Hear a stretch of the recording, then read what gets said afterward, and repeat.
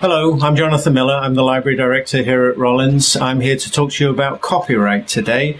I should first say that I'm not a lawyer. I know a little bit about copyright, but don't take any of this as legal advice. Copyright doesn't only deal with copying. It also deals with the distribution of copies, performance, and display. So you have to think about those as well. As an instructor, you need to think about copyright in three kinds of ways. The first is your own copyright in the course materials that you're creating.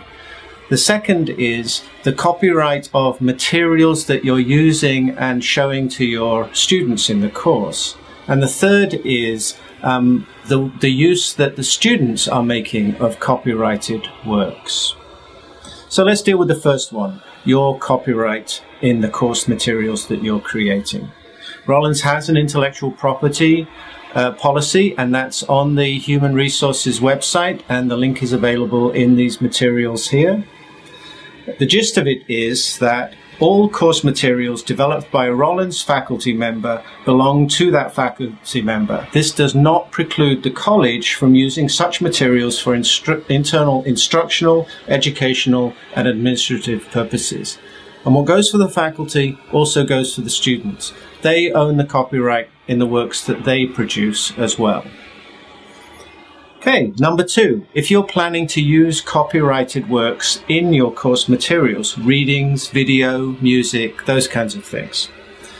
First of all, you need to know that the library has subscribed to an enormous number of ebooks, journal articles, those kinds of things, many streaming videos as well.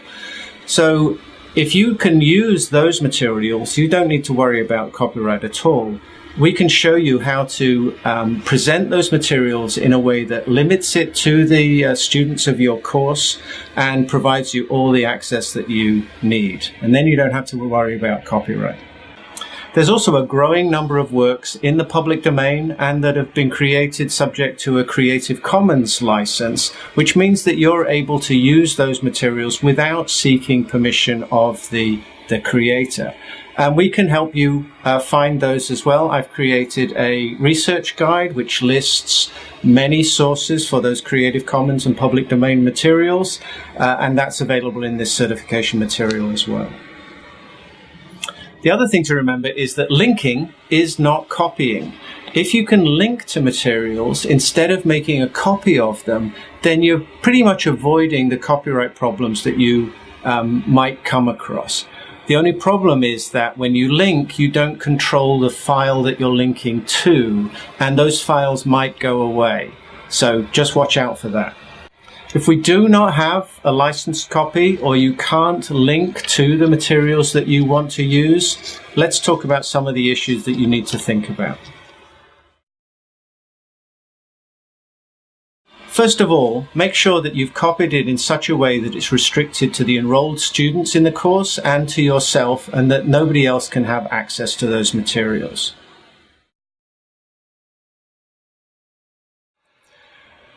Secondly, if you're using works that are primarily designed for an educational marketplace, textbooks, workbooks, tests, those kinds of things, you're pretty much out of luck.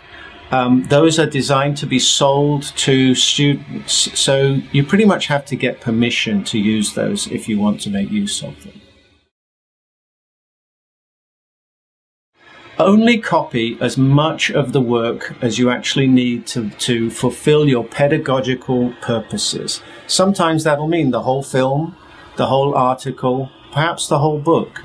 But other times it won't. Other times it'll mean a clip, an excerpt, something like that.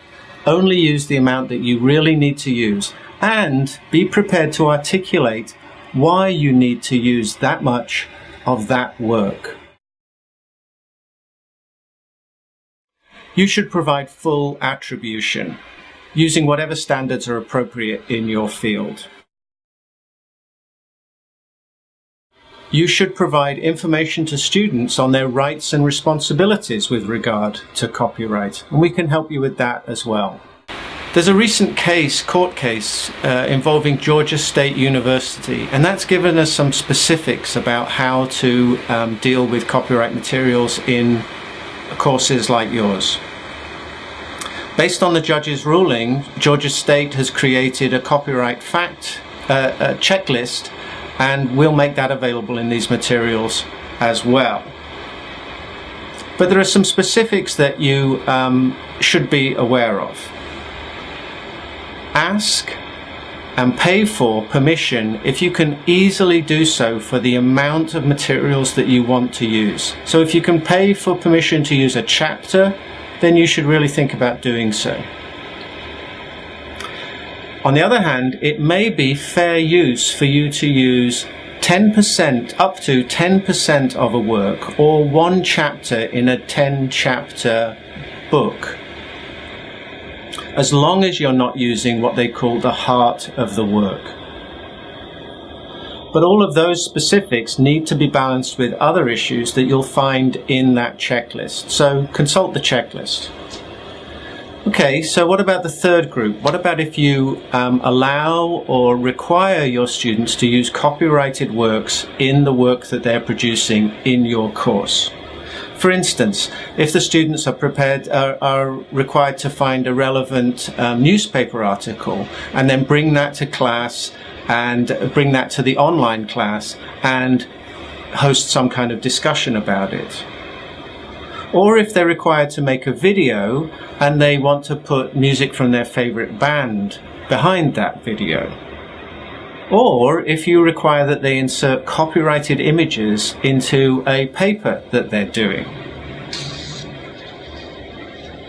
If the use of the copyrighted works is restricted to the course site and only to the enrolled students and the instructor, then the students have wide latitude to use copyrighted materials. And you really don't need to worry as long as that is restricted and as long as you take it down at the end of the semester when the teaching experience is over. If it is restricted to the course site, make sure that the students understand that it should be copied no further. They can't share this with their sorority or fraternity friends. Also, it's good practice to make sure that they have full attribution for those works.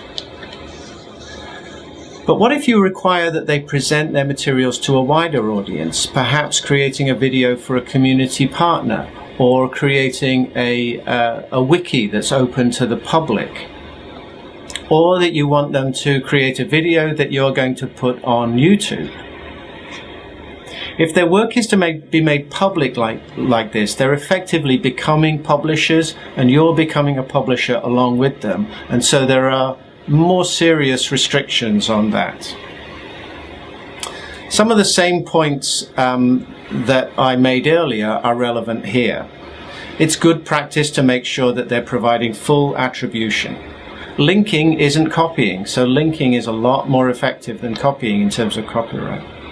And those public domain and Creative Commons licensed materials, those can be great sources for background music or images or short video clips that your students can use. And we can help you find those materials and use them effectively. I'm happy to come into your class and work with your class on some of their more specific questions. I'm happy to come in and help them find Creative Commons or public domain information. And as I've mentioned, there are a few web pages that I've mentioned throughout this introduction, and those are going to be available on the certification site, so look out for those.